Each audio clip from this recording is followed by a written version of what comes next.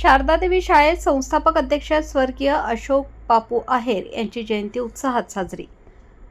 एकता education सोसायटीचे संस्थापक अध्यक्ष स्वर्गीय अशोक बापू देवराम आहेर यांच्या जयंतीनिमित्त शारदादेवी ज्ञानविकास मंदिर देवळा येथे विविध उपक्रमांनी युक्त कार्यक्रम उत्साहात संपन्न झाला। कार्यक्रमाच्या अध्यक्षस्थानी सोसायटीचे उपाध्यक्ष नारायणजी आहेर हे होते। यावेळी खजिनदार हरिभाऊ बिलोरे, संचालक जगन भदाणे व अनिल शेवाळे यांची प्रमुख उपस्थिती होती।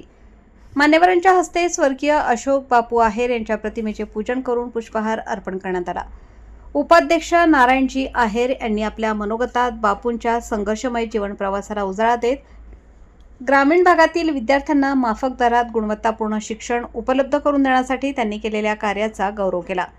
त्यांच्या अथक प्रयत्नांमुळे उभे राहिलेले शारदादेवी विद्यालय आज वटवृक्षात रूपांतरित झाले असून हजारो विद्यार्थी संस्कारमय शिक्षणाचा लाभ घेत असल्याचे त्यांनी सांगितले। यानंतर मुख्याध्यापक भूषण सागर, ज्येष्ठ शिक्षिका हॉलिस मॅडम तसेच शिक्षकांनी स्वर्गीय आहेर यांच्या कार्याचा गौरव करत आपल्या भावना व्यक्त केल्या।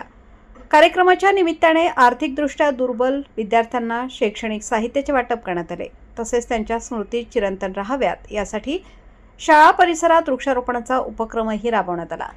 या प्रसंगी उमेश आहेर, काकाभाऊ आहेर तसेच निमगल्ली गणेश मित्र मंडळाचे पदाधिकारी व कार्यकर्ते उपस्थित होते।